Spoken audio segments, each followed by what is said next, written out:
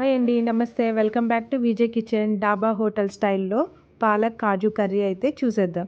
శుభ్రంగా కడిగేసుకోవాలి. ఆ కడిగిన పాలకూరని పొయ్యి మీద ఒక గిన్నె పెట్టుకొని వాటర్ అయితే బాయిల్ చేసుకోవాలి. ఆ బాయిల్ చేసుకున్న వాటర్‌లో పాలకూరను వేయాలి. చూడండి ఇక్కడ వాటర్ బాయిల్ అయినాయి కదా! ఇప్పుడు పాలకూరను వేసేద్దాం. ఇట్లా మనం కొద్ది కొద్దిగా పాలకూరను వేసేసి పక్కన పెట్టుకోవాలి.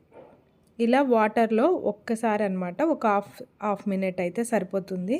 హాఫ్ మినిట్ ఇలా దీన్ని నొక్కేసేసి పాలకూర మొత్తం కూడా లోపలికి వెళ్ళిపోతుంది. ఆ తర్వాత ఒక హాఫ్ మినిట్ ఉంచేసి ఇంకా దీన్ని తీసేయడమే. ఇంక ఈ పాలకూరని పక్కన పెట్టుకొని చల్లార్చుకుందాం. ఇంకా స్టవ్ మీద ఇంకొక కళాయి పెట్టేసుకొని అందులోకి కాజు వేసుకుందాం. ఈ కాజులో కొద్దిగా ఆయిల్ కానీ నెయ్యి కానీ వేసేసి దీన్ని కొద్దిగా ఫ్రై చేసుకుందాం. పాలకూర కర్రీకి ఖచ్చితంగా కాజు వేసుకోవాల్సిందే. కాజు వేస్తేనే మీకు మంచి టేస్ట్ వస్తుంది. ఇలా ఫ్రై చేసిన దాన్ని ఇప్పుడు పక్కన పెట్టుకుందాం. ఈ కర్రీ టేస్ట్ మొత్తం కూడా డాబా హోటల్ స్టైల్లో ఉంటుంది. ఖచ్చితంగా అదే టేస్ట్ వస్తుంది. ఇప్పుడు దీనికోసం ఆనియన్స్ అయితే కట్ చేసి పక్కన పెట్టుకుందాం. ఆనియన్స్ కూడా ఇదే ఆయిల్లో వేపేసుకుందాం.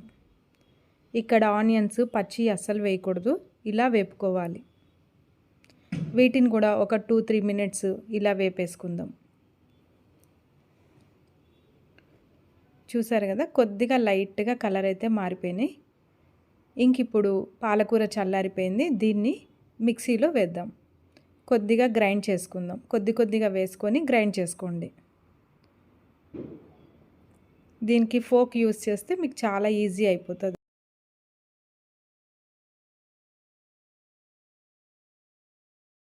ఇంక ఇక్కడ ఈ పాలకూరని ఈ విధంగా అయితే మిక్సీ పట్టుకోండి. ఇంకా అలాగే మొత్తం కూడా మిక్సీ పట్టుకుందాం.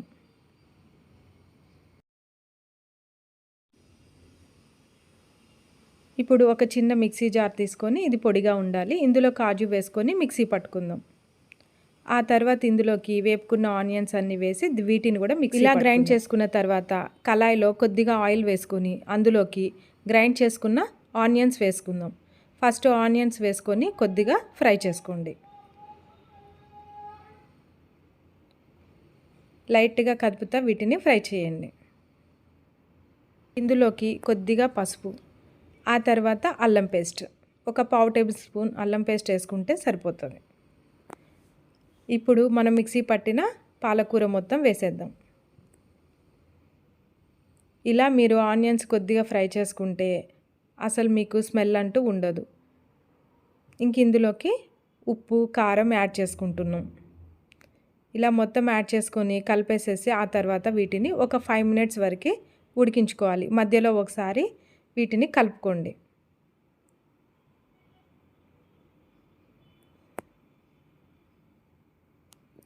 ఇక ఇందులోకి కొద్దిగా వాటర్ వేసుకుంటే మీకు ఇది మొత్తం కూడా పాలకూర ఉడుకుతుంది. చూసారు కదా, ఒక కప్పు వాటర్ అయితే వేసాను. ఇక్కడ కాజు పౌడర్ వేయడం మిస్ అయిపోయింది. చూడండి, కాజు పౌడర్ వేసి ఉడికించిన తర్వాత కలర్ ఇలా వస్తుంది. కర్రీ ఒక 5 మినిట్స్ ఉందనగా అప్పుడు కాజు పౌడర్ వేసి ఉడికించుకోవాలి. కాజు పౌడర్ వేయడానికి అంతకన్నా టైం అవసరం లేదు. ఒక 5 మినిట్స్ కాజు పౌడర్ ఉడికితే సరిపోతుంది. ఇంక ఇప్పుడు ఇందులోకి టేస్ట్ కోసం కొద్దిగా ఒక హాఫ్ చెక్క నిమ్మకాయ అయితే పిండుతున్నాను. ఇక ఇందులోకి లాస్ట్గా కాజు వేసుకోండి. కాజు వేసి ఒకసారి ఇలా కలిపేసేస్తే సరిపోతుంది. ఇంక ఇప్పుడు మీరు స్టవ్ ఆఫ్ చేసుకోవచ్చు. ఇంక ఇందులోకి టేస్ట్ కోసం క్రీమ్ అయితే వేస్తున్నాను.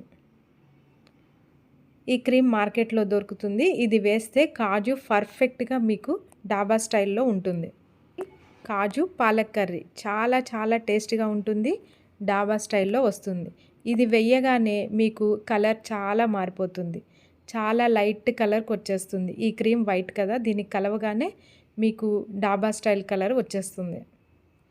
చూడడానికి బాగుంటుంది, టేస్ట్ కూడా అంతే. ఈ వీడియోలో నేను చూపించినట్టుగా ఈ కర్రీ చేయండి. టేస్ట్ ఎలా ఉందో కామెంట్ చేయండి. 100% సక్సెస్ఫుల్గా పాలక్ అయితే చేసేస్తారు. ఇక్కడ ఈ కర్రీలోకి రోటీ మాత్రం చేస్తున్నాను. ఈ రోటీలు కూడా పుల్కాలాగా చేస్తా. ఫస్ట్ రోటీ మాత్రం ఇలా చేసేస్తాము. ఆ తర్వాత అన్ని రోటీలు కూడా పుల్కాల మాదిరిగా చేసేస్తాను. డాబా స్టైల్. వీటికి ఒక్క చుక్క ఆయిల్ లేకుండా చక్కగా పూరిలాగా పొంగేలాగా చూడండి ఎలా పొంగుతుందో. పూరిలాగా వస్తుంది, అందులో వితౌట్ ఆయిల్ అనమాట. వెయిట్ లాస్ అయ్యే వాళ్ళకి ఇది పర్ఫెక్ట్ ఫుడ్. వెయిట్ లాస్ కావాలనుకుంటే ఇలా 2 టైమ్స్ మధ్యాహ్నం నైట్ మీరు చపాతీ తిన్నారంటే ఖచ్చితంగా మీరు వెయిట్ లాస్ అవుతారు. ఇందులో ఒక చుక్క ఆయిల్ కూడా ఉండదు. పిండి ఎలా కలపాలి అనే ప్రాసెస్ అంతా ఏమీ లేదు. నార్మల్గా మనం వాటర్ వేసి కొద్దిగా సాల్ట్ వేసేసుకొని దాన్ని పిండి కలుపుకోవడమే. మరీ గట్టిగా కాదు, అలా లూజ్గా కాకుండా నార్మల్ అనమాట. నార్మల్ మీడియంలో పిండి కలుపుకోవాలి. ఆ తర్వాత దీనిని ఒక 10 మినిట్స్ పక్కన పెట్టేసుకోవాలి. ఆ తర్వాత ఇలా మనం చపాతీలుగా చేసుకున్నాం అనుకోండి, ఇలా కాల్చుకుంటే ఖచ్చితంగా మీకు పుల్కా పర్ఫెక్ట్గా వస్తుంది. ఇది రోటీ అనుకోండి, పుల్కా అనుకోండి, అయితే కొద్దిగా పెద్ద సైజే ఉన్నాయి. చిన్న సైజ్ అయినా పెద్ద సైజ్ అయినా మీరు ఇలా కాల్చుకున్నారంటే ఫస్ట్ పెంక మీద వీటిని కాల్చుకోవాలి.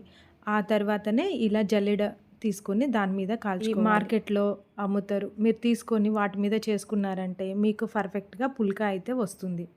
మరి ఈ వీడియో మీకు నచ్చింది అనుకుంటున్నాను. నచ్చినట్లయితే లైక్ చేయండి, షేర్ చేయండి, సబ్స్క్రైబ్ చేయండి. అలాగే పక్కనున్న బెల్ క్లిక్ చేయండి. ఇంకా మంచి మంచి వీడియోస్ అన్నీ మీకు నోటిఫికేషన్ వస్తాయి. కొత్త వాళ్ళకు కూడా ఈ వీడియో నచ్చింది అనుకుంటున్నాను. నచ్చినట్లయితే సబ్స్క్రైబ్ చేయడం అస్సలు మర్చిపోవద్దు. ఇంకా వెయిట్ లాస్ కావాలనుకున్న వాళ్ళు ఈ చిన్న ట్రిక్ అయితే ఫాలో అయిపోండి. ఇలా పుల్కా కాల్చేసుకోండి, ఈజీగా వెయిట్ లాస్ అవుతుంది. ఇంకేనే వెయిట్ లాస్ అవుతారా అంటే కాదు, ఖచ్చితంగా ఎక్సర్సైజ్ అయితే చేయాల్సిందే. చేస్తూ ఇలా మీరు పుల్కా చేసుకొని ఈ పుల్కా మీకు చాలా హెల్ప్ అవుతుంది వెయిట్ లాస్కి. మరి ఈ వీడియో నచ్చింది అనుకుంటున్నాను. Thank you for watching. Please subscribe.